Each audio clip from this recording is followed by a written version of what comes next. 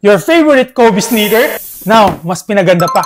Once again, this is Lex, your sneaker specialist of Collector Finds. Tara, i-unbox na natin. Before we start, pakita ko muna sa iyo yung rare na bagong Adizero Evo SL in lucid red colorway. Tara, check natin yung pair. This is the trending comfy shoe ni Adidas, pero ang meron is yung kakaibang colorway na lucid red. Oh, diba? Ang ganda. So that's the lucid red colorway Adidas Adizero Evo SL. Second is the Nike Dunk Low SE in light army colorway. Tara, focus natin dito. Special siya at hindi to regular na dunks kasi tingnan mo naman yung material na ginamit dito. It's premium leather and then meron din siyang extra lace na kasama. Kasi nga SE pair ito, hindi siya regular dunks. So let's just appreciate the premium details of this pair. So this is light army colorway and below SRP na din pala to. So it's a very good timing para bilhin tong angklaw na to.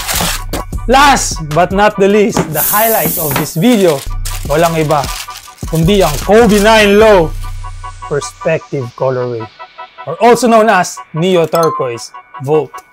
Tara, check natin yung pair. By the way, this is not the first time na makikita mo yung ganitong colorway kasi before meron tong high cut. Eh ngayon, ginawa na nilang low cut kasi mas maganda nga naman talaga kung low cut siya. At ito yung details niya. Basically, parang same lang din naman ng high cut. Yung story behind this colorway is dahil sa isang Spanish na painter or artist na si Pablo Picasso.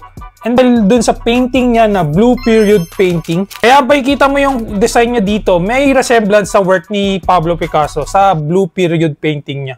Dito sa likod, meron siyang 9 lines. Pero bakit nga ba 9 lines? Hindi dahil Kobe 9 siya, but because of his stitches nung nagkaroon siya ng Achilles tendon surgery. At meron siyang 9 stitches doon.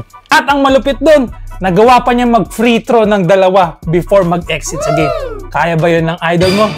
Now, that's Mamba mentality. Ano mas prefer mo? Is it the high cut or the low cut? Let me know sa comment section. And if you want to purchase this, good news, meron yan si Collector Finds. Kaya, i-message mo na sila bago ka pa maubusan.